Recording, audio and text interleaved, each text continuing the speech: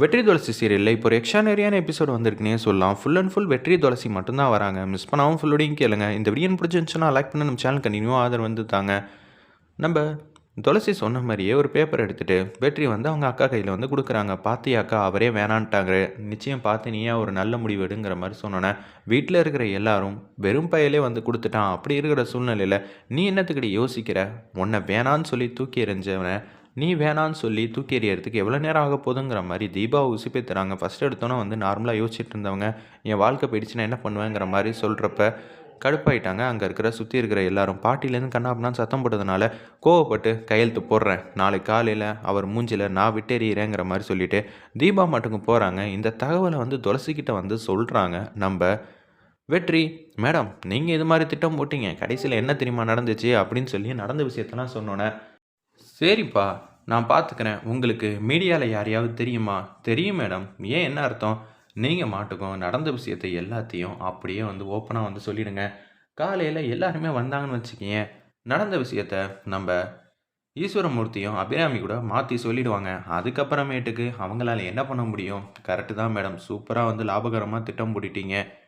மச்சாங்கிட்ட பேசுனீங்களா? அவர் என்ன சொன்னாப்புல? அவனும் இங்கே மூஞ்சி தூக்கி வச்சுட்டு தான் இருக்கான். அவனை பற்றி உயர்வாக பேசுகிறதுக்கு எனக்கு எதுவுமே கிடைக்கல. கிடச்சிச்சின்னா ஏதாவது பேசியிருப்பேங்கிற மாதிரி சொல்லிகிட்டு இருக்காங்க. சரி, அவரும் மாறுவார்.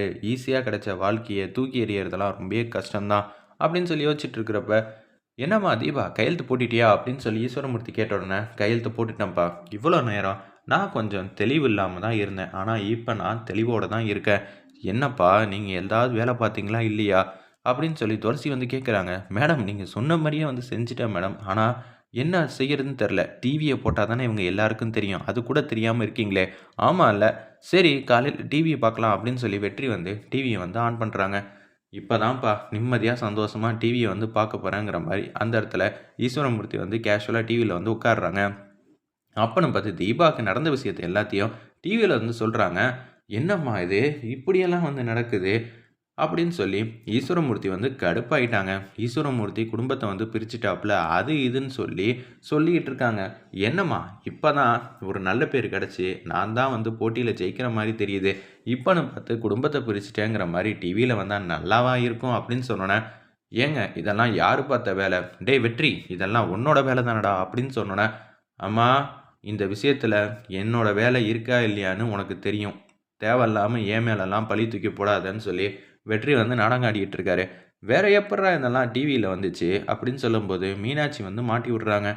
தெரியல மாமா, இந்த விஷயத்தில் எனக்கு தெரிஞ்சு துளசி தான் இருப்பான்னு நினைக்கிறேன். ஏன்னா கையெழுத்து போட்டதுக்கு அப்புறமேட்டுக்கு தடுத்து நிப்பாட்டணும்னா எது மூலியமாக தடுத்து நிப்பாட்டணும், நீங்களே யோசிச்சு பாருங்க அப்படின்னு சொன்னோன்னே, தெரியலையே யார் பார்த்த வேலைன்னு.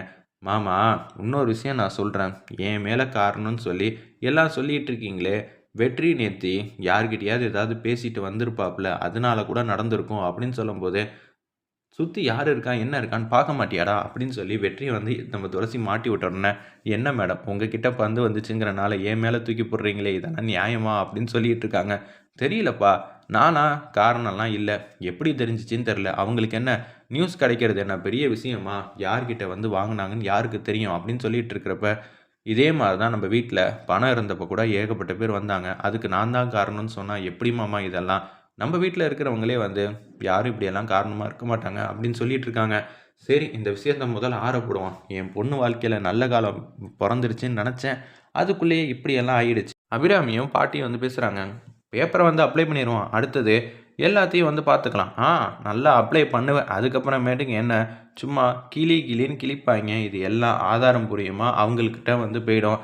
இது எல்லாம் உண்மைன்னு சொல்லி நம்ப ஆரம்பிச்சிருவாங்க. சும்மானு இப்போதைக்கு இதை அப்ளை பண்ண வேணாங்கிற மாதிரி யோசிக்கிறப்ப, என்ன வெற்றி, வீட்டு வாசலில் ஏகப்பட்ட பேர் வரணும்னு சொன்னேனே, வந்தாங்களா இல்லையான்னு சொன்னோன்னே, அப்பா இவ்வளவும் பேசிகிட்டு இருக்குது நம்ம வீட்டு வாசலில் தான்ப்பா. என்னது வீட்டு வாசல்லையா? அதனால தான் இவ்வளோ நேரம் சத்தம் கேட்குதா அப்படின்னு சொல்லிட்டு கேஷுவலாக வந்து வராங்க ஈஸ்வரமூர்த்தி. என்னப்பா உங்களுக்கு யார் இப்படியெல்லாம் வந்து தப்பான தகவலெல்லாம் கொடுத்தது?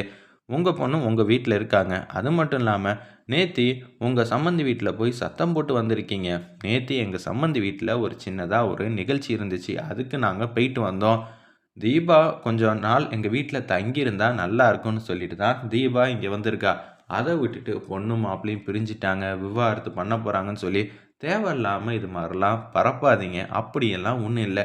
உங்ககிட்ட இப்போ நான் பொய் சொல்கிறேனே வச்சுப்போமே, அதுக்கப்புறம் ஒரு வாரத்துலேயோ இல்லை ஒரு மாதத்துலேயோ இது எல்லாம் உங்களுக்கு தெரிய தானே போகுதுங்கிற மாதிரி வெற்றியும் துளசியும் வந்து மாஸ் பண்ணுறாங்க அந்த இடத்துல.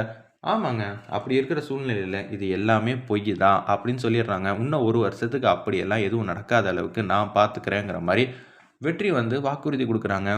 அந்த இடத்துல என்ன சார் 1 வருஷத்துக்குங்கிறீங்க? ஆமாங்க, இப்போதைக்கு பிரச்சனை இல்லைன்னு தான் சொல்லியிருக்கோம். அதுக்கப்புறம் பிரச்சனை வந்துட்டா? நீங்களே யோசிச்சு பாருங்க. எப்படி வேணாலும் என்ன நடக்குதுன்னு யாருக்கும் தெரியாதுல்ல. அப்பனா 1 வருஷம் கழிச்சு ஆற போட்டுட்டு இந்த விஷயத்த நீங்க ஆரம்பிக்கலையான்னு நினைக்கிறீங்களா? அப்படின்னு சொல்லி கேட்ட உடனே அவங்களுக்கே ஒண்ணும் புரியல. என்னங்க நீங்க இப்படியெல்லாம் கேள்வி கேட்குறீங்க? அப்படியெல்லாம் ஒண்ணும் இல்லைங்கிற மாரி வெற்றி வந்து அவங்களுக்கு சொல்லிட்டு எல்லாரும் வீட்டுக்குள்ள வராங்க. அப்பா இப்போதைக்கு அந்த எண்ணமே இருக்கக்கூடாதுப்பா அப்படின்னு சொன்னோனே, ஆமா நீ சொல்றதும் கரெக்ட்டு தான். நம்ப மிகப்பெரிய இடத்துல வந்து வேலை பார்த்துட்டு இருக்கிறப்ப, எதையும் வந்து எடுத்தோம் கவுத்தோம்ன்னு யோசிக்க முடியாது. தீபா என்ன மன்னிச்சிரும்மா. நான் உனக்கு உதவி செய்யணும்னு தான் நெனச்சேன். ஆனா முடியாம போயிடுச்சேங்கிற மாரி வருத்தப்பட்டுட்டு அந்த இடத்துல இருக்காங்க. வேற லெவல்ல இருந்துச்சுன்னே சொல்லலாம் அந்த சீன்லாம். ஏங்க கைவிட்டு போன ஒரு விஷயத்த திருப்பியும் மீட்டெடுக்கிறது எப்படின்னு உங்ககிட்ட இருந்து தான் கத்துக்கணும். எப்படிங்க ஒரு நாள்ல இவ்வளோத்தையும் வந்து மாத்துறீங்க? அதுதான் துளசி. சரிங்களா? அப்படின்னு சொல்லிட்டு அந்த இடத்துல துளசி பாட்டுக்கு சிரிச்ச முகமா அங்கேருந்து கடந்து போறாங்க. தீபா தயவு செஞ்சு யோசிச்சு ஒரு முடிவெடுங்க. உங்கள எல்லாரும் வந்து குழப்புறாங்க.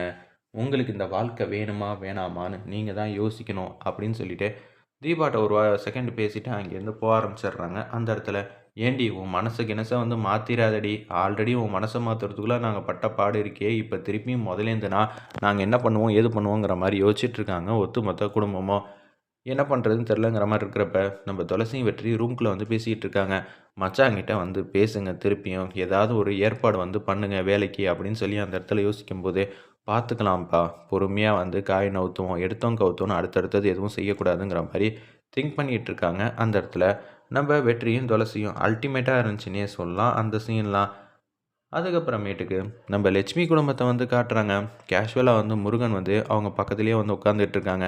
நீங்கள் எதுக்கும் கவலைப்படாதீங்க. நான் உங்களுக்கு ஆதரவாக இருப்பேன் அப்படின்னு சொல்லும்போது, நீ ஆதரவாக தான்ப்பா இருப்ப. அதை பற்றி எனக்கு எந்த விதத்துலையும் கவலை இல்லை.